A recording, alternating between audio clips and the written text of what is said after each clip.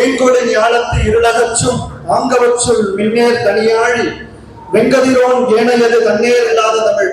தமிழில் உள்ள அருமைகளையும் பெருமைகளையும் நூலாக வடித்துள்ள ஆதிபகவன் அவர்களின் தமிழின் பெருமை அறிவோம் நூல் குறித்து நூலகத்துடன் செய்து வைக்க முதலாவதாக சென்னை சோழிங்கநல்லூர் அரசு பள்ளியினை சேர்ந்த திருமதி மோகனா ஆசிரியர் அவர்களை அன்போடு அழைக்கிறோம். தொகுதி 2 புத்தக வெளியீட்டு விழாவிற்கு வருகை புரிந்திருக்கும் அனைத்து தோழமைகளுக்கும் என் அன்பான வணக்கம். இந்த புத்தகத்துடைய தொகுதி 1 கடந்த ஆண்டு வெளியிட்டாங்க. அதுவும் ஒரு ஞாயிற்றுக்கிழமை. இந்த புத்தகம் வெளியிடுவதும் ஒரு ஞாயிற்றுக்கிழமை. ஞாயிற்றுக்கிழமைனாலே பொதுவா எல்லாருக்கும் கொஞ்சம் எல்லா வேலையும் நிதானமா செஞ்சுக்கலாம், எதையும் அவசரப்பட்டு செய்ய வேணாம் அப்படின்னு தோணும். ஆனா அப்படிப்பட்ட ஞாயிற்றுக்கிழமையில ஒரு கல்யாணமோ காது குத்தோ நம்ம குடும்ப நிகழ்ச்சி இல்ல ஒரு கோயில் நிகழ்ச்சி இல்ல, ஒரு புத்தக வெளியீட்டு விழாவிற்கு இவ்வளவு கூட்டம் வந்திருக்கீங்க அப்படின்னா அது சாதாரண விஷயம் இல்ல. அதுக்கு என்னுடைய மனமார்ந்த வாழ்த்துக்கள். அது முழுக்க முழுக்க அன்பின் காரணமா தான் நீங்க எல்லாரும் வந்திருப்பீங்க. அந்த அன்பு ஒருவேளை நூலாசிரியர் மேலேயோ இல்ல தமிழின் மேலேயோ இருக்கலாம். இந்த புத்தகத்தோட தொகுதி 1 கடந்த ஆண்டு ஜனவரி மாசம் வெளியிட்டோம். இப்போ 14 மாதங்கள் ஆகின்றது இந்த புத்தகத்தை வெளியிட்டு. இந்த 14 மாதங்கள் இடைவெளியில எல்லாரோட வாழ்க்கையிலும் ஏதோ நம்ம மாற்றம் முன்னேற்றம் நடந்திருக்கும். நம்ம அண்ணனுடைய வாழ்க்கை ஆதிபகவன் அவர்கள் இந்த புத்தகத்தில் இந்த தகவல்களை ஏற்கனவே புலனம் வழியா அவர் பல பேர்கிட்ட கொண்டு போயிருந்தார். ஆனா இந்த புத்தகமா ஒரு கையேடா வந்ததுக்கு அப்புறம் நூற்றுக்கணக்கானவர்களோட கையில, அவங்க வெளி ஊரா இருக்கலாம், இல்ல வெளி மாநிலமா இருக்கலாம், இல்ல வெளிநாடுகளுக்கு கூட இந்த புத்தகத்தை கொண்டு போய் சேர்த்திருக்காரு. இதுக்கு உங்க எல்லாரோட கரவழி மூலமா அவருக்கு நம்மளுடைய மனமார்ந்த பாராட்டுகளை தெரிவித்துக் கொள்ளலாம். எப்பவுமே ஒரு விழாவுக்கு கூப்பிட்டாங்கன்னா ஒரு பதட்டம் இருக்கும். ஐயோ, நம்ம மேரேஜ் ஃபங்க்ஷனா, சொந்தக்காரங்களோட ஃபங்க்ஷனா இருந்தா கூட ஒரு பதட்டம் இருக்கும். ஆனா இந்த நிகழ்ச்சிக்கு வர்றதுக்கு எனக்கு எந்த ஒரு பதட்டமோ எதுவுமே இல்லை. காரணம் இது எங்க அண்ணன் எழுதின புக்கு. என்னுடைய நண்பரும் சகோதரருமான ஆனந்த் முன்னிருந்து இந்த விழா ஏற்பாடுகள்லாம் செய்கிறாரு. அது எல்லாத்துக்கும் மேல சட்ராஸ்ல நடக்குது. சட்ராஸ்ல நான் 4 வருஷம் டீச்சரா ஒர்க் பண்ணியிருக்கேன். நான் 14 வருஷம் டீச்சரா இருந்திருக்கேன். ஆனா அந்த 4 வருஷம் என்னோட வாழ்க்கையில நிறைய அனுபவங்களை கற்றுக் கொடுத்தது. அதனால சட்ராஸ்ல நடக்குது அப்படின்றது எனக்கு மிகவும் நெருக்கமா நான் உணர்றேன். அது என்னுடைய மகிழ்ச்சி. நான் இந்த நேரத்துல இங்க தெரிவிக்கிறதுல, கடந்த புத்தக வெளியீட்டு விழாவப்போ எனக்கு அப்புறமா அண்ணன் பேசினாரு, உதய அண்ணன் பேசினாரு. நான் பேச வேண்டிய தலைப்பெல்லாம் நீங்க எடுத்து பேசிட்டீங்க அப்படின்னு சொல்லிட்டு சொன்னாரு. இந்த முறை நான் உங்க பார்டர் எதுவும் டச் பண்ணல. எனக்கு கொடுத்த தலைப்பு 150 இருந்து 250 வரைக்கும் கொடுத்துருக்காங்க. 150வது தலைப்பு பார்த்தோன்னா கல்வியின் பயன். கல்வியை பற்றி பல காலகட்டங்கள்ல பல நூல்கள்ல நிறைய விதமா சொல்லியிருக்காங்க. ஆனா அவங்க சொல்ல வர கருத்துன்னு பார்த்தோம்னா எல்லாமே கிட்டத்தட்ட எல்லாமே ஒன்றாதான் இருக்கும். திருக்குறள் நம்ம கேட்டிருக்கோம், நன்னெறி, ஔவையார் பாடிய எல்லா பாடல்களையும் தான் நம்ம பொதுவா பார்ப்போம்.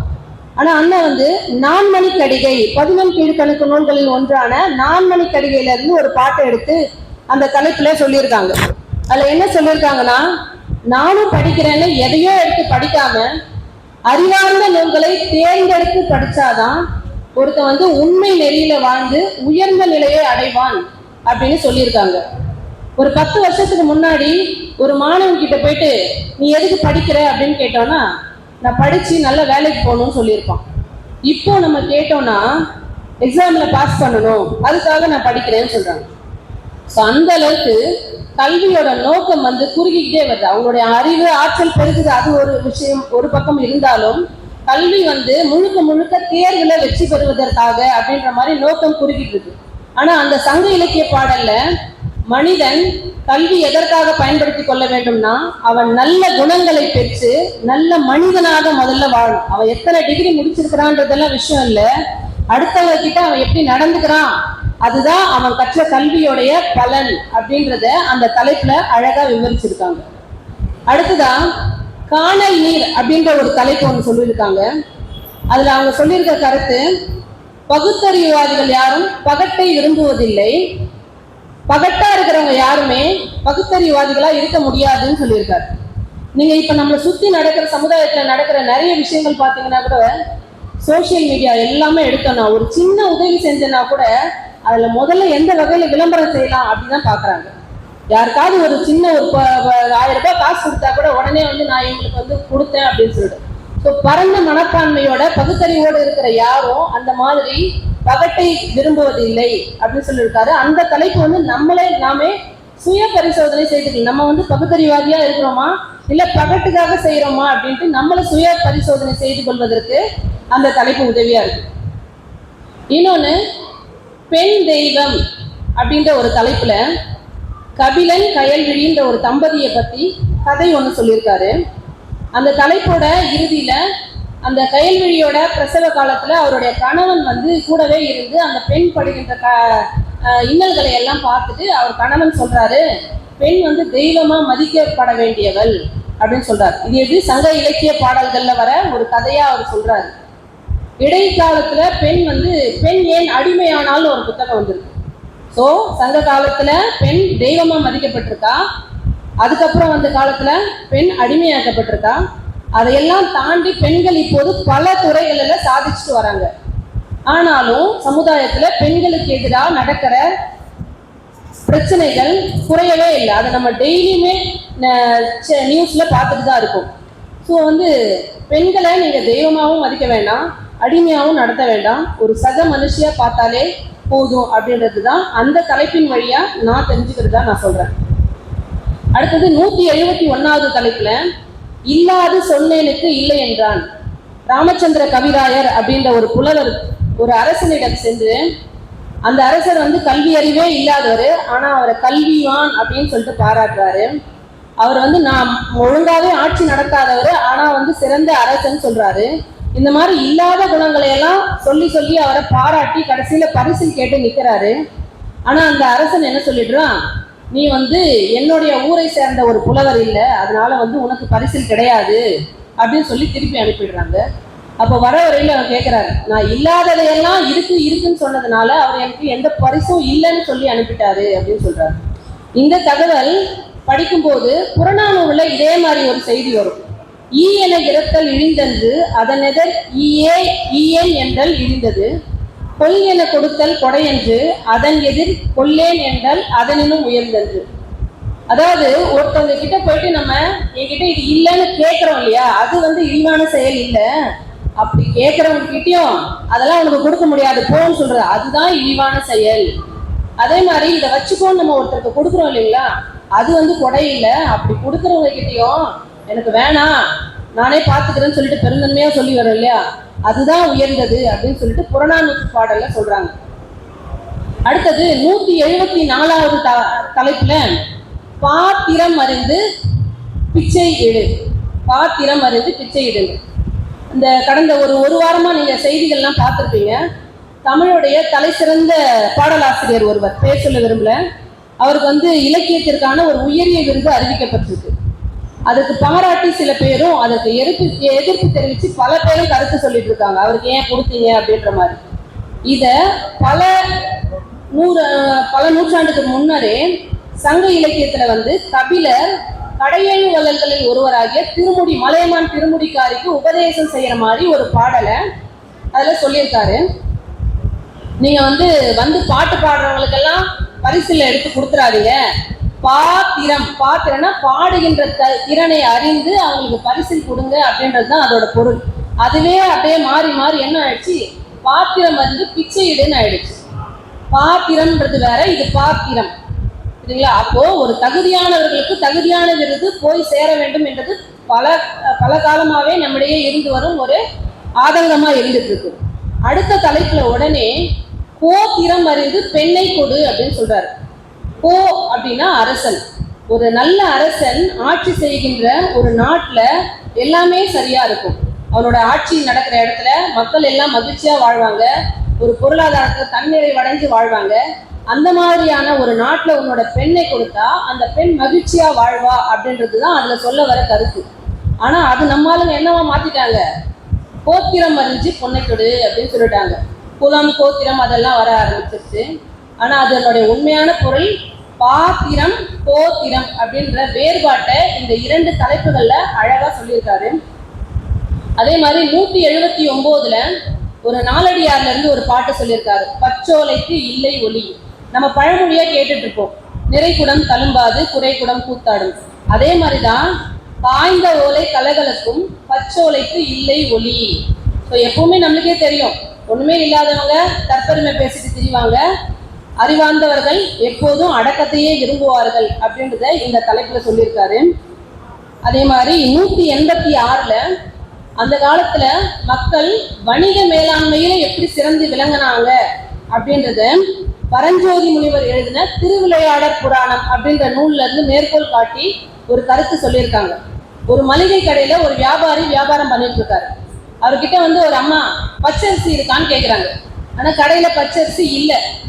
அதை சொல்லாம கடைக்காரர் என்ன சொல்றாரு, புழுங்கல் அரிசி தான் இருக்குன்னு சொல்றாரு. ஸோ எதிர்மறையா அவர் சொல்ல விரும்பல, நேர்மறையா சொல்றதன் மூலமா அவங்க ஒருவேளை புழுங்கல் அரிசியும் மனசு மாதிரி வாங்கிட்டு போறதுக்கு ஒரு வாய்ப்பு இருக்கு. எனக்கு நான் டைம் இல்லை, நான் வந்து என்னோட நேரத்தை விரயமாக்க விரும்பலன்றதையும் ஒரு கருத்து. ஒருவேளை அந்த அம்மா கேட்ட பச்சரிசியே கடையில இருந்தாலும் இருக்குன்னு சொல்லாம கிலோ இவ்வளோ ரூபா அப்படின்னு தான் சொல்லுவார். ஏன்னா அவங்க அந்த நேரத்தை வந்து வீணா செலவிட வேணாம் அப்படின்ற அளவுக்கு யோசிச்சு வணிக மேலாண்மையில் சிறந்து விளங்கினதா அந்த பாடல் வழியை அவர் சொல்றாரு. இந்த காலத்துல MBA படிக்கிறோம், MBAல எத்தனையோ வெரைட்டிஸ்ல கோர்சஸ்லாம் இருக்கு. அந்த காலத்துல எதுவுமே இல்லாத காலத்திலயுமே வணிகத்துல சிறந்து விளங்கினாங்க அப்படின்றது வந்து இந்த பாடல் வழியில அவர் சொல்றாரு. அடுத்தது 220ல சாகின்றாய் தமிழா அப்படின்ற ஒரு தலைப்புல வெளிநாடு வாழ்க்கை வாழ்கின்றவர்களை பத்தி சொல்றாரு. நம்ம ஏதோ பிழைப்புக்காக வெளிநாட்டுக்கு போறோம், அது வேற விஷயம்தான். ஆனாலும் அங்கேயே போய் செட்டில் ஆகுறவங்களை பத்தி, நம்மளுடைய சொந்த நாட்டுல அவங்களுடைய வரி பணத்துல படிச்சவங்க அங்க போயிட்டு செட்டில் ஆகி சொகுசு வாழ்க்கை வாழ்வதற்கு விரும்புறாங்க அப்படின்றத ஒரு கதையின் மூலமா அழகா சொல்லியிருக்காரு. ஸோ இது எல்லாருமே கொஞ்சம் பரிசீலிக்க வேண்டிய ஒரு கருத்து தான். அப்புறம் தலைப்பு 240ல தெர்மோஸ் பிளாஸ்டிக். நம்ம வாட்டர் பாட்டில்னாலே நம்ம படிக்கிற காலத்துலாம் வந்து பிளாஸ்டிக் வாட்டர் பாட்டில் தான் ஸ்கூலுக்கு எடுத்துட்டு போவோம். அதுக்கப்புறம் சமீப காலத்துல வந்து எல்லாருமே ஸ்டீல் பாட்டில் தான் பெஸ்ட்டுன்னு மாறுறாங்க. அதுலயுமே வந்து தெர்மோஸ் பிளாஸ்க் தான் வந்து தண்ணி அப்படியே ஊற்றி வச்சா சூடாவே இருக்கும்னு நம்ம யூஸ் பண்ணிட்டு இருக்கோம். அது நம்ம ஏதோ சமீப காலத்துல கண்டுபிடிச்சதுன்னு நினைச்சிட்டு இருக்கோம். ஆனா குறுந்தொகை 8 தொகை நூல்களில் ஒன்றான குறுந்தொகையில ஓரி பிச்சையார் என்ற கவிஞர் புலவர் அப்பவே சொல்லியிருக்காரு, நம்ம இப்ப அதை வெப்ப குருவைன்னு சொல்லிட்டு இருக்கோம், ஆனா அதோட பேரு சேமச்செப்பு, டபுள் வால் பிளாஸ்டிக்கு பேரு சேமச்செப்புன்னு ஒண்ணு இருக்குன்றத அந்த பாடல்ல அவர் பயன்படுத்தியிருக்காரு. அந்த பாடலை நமக்கு இந்த தலைப்புல கொடுத்துருக்காரு. தெர்மோஸ் பிளாஸ்க்ன்றத வந்து சேமச்செப்பு அப்படின்னு பல நூற்றாண்டுகளுக்கு முன்னரே நம்ம பயன்படுத்தின ஒன்று அப்படின்னு. முன்னாடி வணிகத்துல சிறந்து விளங்கினாங்க வணிக மேலாண்மை பத்தி சொன்னவர் 244வது தலைப்புல வணிக கொள்ளையர்கள் அப்படின்னு சொல்றாரு. வணிகத்துல சிறந்தும் விளங்கினாங்க, கொள்ளையும் அடிச்சாங்க அந்த காலத்துல. காலமேக புலவர் பாடல்கள்ல கண்டாங்கூர் அப்படின்ற ஒரு ஊர்ல வணிகம் செய்த வியாபாரிகள் வந்து பொருளை வந்து குறைச்சும் விலையை வந்து கூட்டியும் கொடுத்தது அவங்கள திட்டி ஒரு பாட்டு எழுதியிருக்கிறதா அந்த பாட்டை நமக்கு கொடுத்துருக்காரு. இதே மாதிரி நிறைய பாசிட்டிவான விஷயங்களை கொடுத்துட்டே வந்தாங்கன்னா 245ல மானங்கெட்டவன் ஊருக்கு பெரிய மனிதன் ஒரு தலைப்பு வச்சிருக்காரு. இந்த மாதிரி ஆட்களை நம்ம சமுதாயத்துல நிறைய இடத்துல பார்க்க முடியும். உழைப்பால முன்னேறத்துக்கு ஒரு கூட்டம் முயற்சி செஞ்சுட்டே இருக்கும்போது பல பேரோட ஐஸ் வச்சோ இல்லை அடுத்தவங்களோட காலை பிடிச்சோ எப்படியோ பெரிய ஆளாகவும் சில பேர் சமுதாயத்துல வாழ்ந்துட்டு தான் இருக்காங்க. அப்படிப்பட்டவர்கள் எல்லா காலத்திலையும் வாழ்ந்திருக்காங்க அப்படின்றத அந்த தலைப்பு மூலமா நம்ம தெரிஞ்சுக்கணும். இந்த மாதிரி எத்தனையோ தலைப்புகள் நான் முழுசா எல்லாத்தையும் சொல்ல விரும்பல. ஏன்னா அந்த எனக்கு கொடுத்துருக்க டைம் வந்து 1/4 மணி நேரம் தான். ஆனா அந்த புத்தகத்துல இருக்கிற ஒவ்வொரு தலைப்பையுமே 1/4 மணி நேரத்துக்கு மேல பேசுற அளவுக்கு பொருளாழம் பொதிந்ததா அண்ணா இந்த புத்தகத்துல கொடுத்துருக்காங்க. எங்கேயோ பிறந்து எங்கேயோ வளர்ந்த ஒரு மனிதன் சதுரங்கப்பட்டினத்துல வந்து இங்க வாழ்ந்துட்டு தமிழ் மண்ணுக்காகவும் தமிழுக்காகவும் தமிழ் தொண்டாற்றி வருகிறான்னா அது சதுரங்கப்பட்டினத்திற்கு கிடைத்த மிகப்பெரிய பேரா தான் நான் பார்க்கிறேன். கபிலரை ஆதரித்த பாரி போல, ஔவையாரை ஆதரித்த அதியமான் போல, அண்ணன் ஆதிபகலன் அவர்களை இந்த ஊர் மக்களும் இந்த ஊரை சுற்றியுள்ள எல்லா மக்களும் முழுமையா ஆதரிச்சு வரத அவருடைய ஸ்டேட்டஸ் வழி நான் தெரிஞ்சுப்பேன். காலையில சிற்றுண்டி அவங்க கொடுத்தாங்க, மதிய சிற்றுண்டி அவங்க கொடுக்கறது ஒரு பெரிய செயல். அதை நம்ம ஏன் போடணும்னு இல்லாம அவருக்கு இருக்கிற பணி பலுக்கு இடையும் இவங்க எனக்கு இதை கொடுத்தாங்கன்னு போட்டோ பிடிச்சி ஸ்டேட்டஸ் போட்டுட்டு இருக்காரு. ஸோ நீங்க அவருக்கு செய்யறதும் பெரிய விஷயம், அவர் திரும்ப அதை கொடுத்தாங்கன்னு சொல்றதுமே ரொம்ப பெரிய விஷயம். இந்த பிணைப்பு தொடரணும். அவர் கிட்டத்தட்ட 796 டாபிக் வரைக்கும் தொட்டுட்டாரு. இன்னொரு புத்தகத்தையும் இப்பவே போடுற அளவுக்கு அவர்கிட்ட கண்டென்ட் இருக்கு. ஆனா பினான்சியலா தான் அவர்கிட்ட சப்போர்ட் இல்லை. ஸோ நீங்க அவருக்கு தொடர்ந்து ஆதரவு கொடுக்கணும். நீங்க மட்டும் இல்ல, நம்மளை போன்ற எல்லாருமே தமிழை வளர்க்க நினைக்க அத்தனை பேருமே அண்ணனுக்கு தொடர்ந்து ஆதரவு கொடுத்து அவர் பல ஆயிரம் பேரை தொடணும் அப்படின்றத இந்த நேரத்தில் நான் சொல்லிக்கிறேன். நம்மளே தேடி போனா கூட ஒரு கன்னிமரா லைப்ரரியிலயோ ஒரு அண்ணா சென்டினர் லைப்ரரியிலயோ இந்த இலக்கியத்துல இந்த பாடல் சிறந்தது நம்மளால தேடி படிக்க முடியுது. அவ்வளவு தகவல்கள் நம்மளே இப்போதான் திருக்குறள் சிறந்த நூல் அப்படின்ற மாதிரி திருக்குறள் வரைக்குமே நம்ம இப்போதான் தொட்டிருக்கோம். ஆனா எத்தனையோ நூல், ஏர் எழுபது, நருந்தொகை, குறுந்தொகை, வெற்றி வேர்க்கை, இந்த மாதிரி எத்தனையோ நூல்கள் அதை தொகுதி 1லே கொடுத்திருந்தாரு. இந்த முறை இன்னும் ஒரு படி மேல போயிட்டு பாம்பாட்டி சித்தர் பாடல்கள், காலமேக புலவர் பாடல்கள், அப்புறம் ராமச்சந்திர கவிராயர் பாடல்கள், பட்டினத்தாரன் திரு ஏகம்ப மாலை, அதெல்லாம் நம்ம அப்படி ஒரு புத்தகம் இருக்கா, அப்படி ஒருத்தவங்க இருந்தாங்களான்றது கூட இனிமேல் வரப்போறவங்களுக்கோ நம்மளுக்கோ தெரிய வாய்ப்பில்லை. அந்த பாடல்களை எல்லாம் தேடி தொகுத்து அவர் கொடுத்திருக்கிறாருன்னா அது சாதாரண விஷயமே கிடையாது. அதற்காக அவர் எவ்வளவு உழைச்சிருக்காருன்றது நம்ம எல்லாருமே உணரணும். திறமையானவங்க கூட ஒரு நேரத்துல தோத்து போயிடலாம். ஆனா தொடர்ந்து ஒரு வேலையை பயிற்சியும் முயற்சியும் செய்யறவங்க தோத்ததா சரித்திரமே கிடையாது. அவர் தொடர்ந்து செய்யறாரு. அவர் காலையில இங்க போனேன், செங்கல்பட்டுல போயிட்டு தமிழ் வளர்ச்சித்துறை சார்பா ஏதோ ஒரு கிளாஸ் எடுத்து போறார். அத்தனை பணி பலுக்கு இடையேயும் 11 மணி ஆனாலும் அவர் அன்னைக்கு போட வேண்டிய அந்த தலைப்பிலான செய்தியை எல்லாருக்கும் பகிர்ந்துட்டு தான் தூங்குறாரு. ஸோ இது ஒரு தொடர் முயற்சி. இந்த தொடர் முயற்சி வெற்றியடைந்து இன்னும் பல தொகுதிகள் இந்த புத்தகம் வெளிவரணும். அதுக்கு நம்ம எல்லாம் எப்பவுமே கூட இருக்கணும் அப்படின்னு சொல்லி நம்ம இந்த புத்தகத்துல இருக்கிற எல்லா தலைப்பையும் கண்டிப்பா படிக்கணும். அதுக்கு முன்னாடி இந்த புத்தகத்தை இங்க வந்திருக்கிற அத்தனை பேரும் நம்ம எவ்வளவோ 500 ரூபாய் செலவு பண்றோம். ஒரு 500 ரூபாய் கொடுத்து இன்னைக்கு எல்லாரும் இந்த புத்தகத்தை வாங்கிட்டு போய் உங்க வீட்டுல வைக்கணும். ஒரு பொருள் ஒரு வீட்டுல கண்டிப்பா இருக்கணும்னு நம்ம சொல்லுவோம் இல்லையா? அந்த மாதிரி தமிழின் பெருமை அறிவோம் தொகுதி 1, தொகுதி 2 எல்லார் வீட்லயும் கண்டிப்பா இருக்க வேண்டிய ஒரு புத்தகம். நம்ம தமிழை வளர்க்கணும் அப்படின்னு நினைச்சோம்னா நம்ம குழந்தைகளுக்கு இந்த புத்தகத்தை கொடுக்கறதே தமிழை வளர்க்கறதுக்கு நம்ம செய்ய தலையாய ஒரு பணியா இருக்கும் அப்படின்னு சொல்லி 2 முறையாக நூலை அறிமுகம் செய்து வைக்கும் பணியை எனக்கு வழங்கிய அண்ணன் ஆதிபகலன் அவர்களுக்கும் என்னுடைய அன்பு சகோதரர் தோழர் ஆனந்த் அவர்களுக்கும் என்னுடைய மனமார்ந்த நன்றியை தெரிவித்துக் கொள்கிறேன். நன்றி, வணக்கம். ஆசிரியை மோகனா அவர்களுக்கு அன்பு வாழ்த்துக்களும். சங்க இலக்கிய பாடல்கள் தொடங்கி நான்மணி கடிகை என பலவாறாக பெண்களின் சிறப்புகள் என நூல்களில் உள்ள ஒவ்வொரு கருத்துக்களையும் கருத்தாழமிக்க செறிவோடு இங்கே பகிர்ந்தார். அதிலே குறிப்பிடத்தக்க வகையில் இந்தியாவில் பயின்று வெளிநாட்டில் வேலை செய்பவரை குறித்து குறிப்பிட்டார். அதில் நானும் ஒருவன். வான்முகி மலையிடை வாழ்க்கை தொடங்கியவர், வளம்பெறும் குறிஞ்சியில் காதலை உணர்ந்தவர், பேரமிழ் முல்லையை மருதம் நெய்தலை தீர ஆய்ந்து நல் இன்னரம் வகுத்தவர், காண்பது பொருளையும் கவினையும் கண்டவர், கடலின் பரப்பையும் கடம்பையில் சென்றவர். ஏன் தம்பி தெரியுமா? இவர்கள் தமிழர்கள். தமிழர்கள் கடல் கடந்து வெளிநாடுகளுக்கு செல்வது இன்று நேற்று நடந்ததல்ல. காவலர் ஒரு பெருஞ்சித்தினார் எழுதிய பாடல் அது மட்டுமல்ல, நூலின் அட்டைப்படத்தில் வந்திருக்கக்கூடிய சிகை கொற்றன் வரக்கண்ட அந்த வார்த்தை எகிப்தில் கண்டெடுக்கப்பட்டது. எகிப்திலும் தமிழர்கள் சென்றிருக்கிறார்கள், வணிகம் செய்திருக்கிறார்கள் என்பதற்கான சான்றாக அதை இங்கே குறிப்பிட விரும்புகிறேன். ஆர்த்த சபை 101, 1001 புலவர், வார்த்தை 10,000 சொல்ல வேண்டியதை சொல்லும் வல்லமையை பெற்றவர் 10,000 ஒருவர். அவர்களுள் 3 நாம் தேர்ந்தெடுத்து நூல் அறிமுக உரையை செய்து கொண்டிருக்கிறோம்.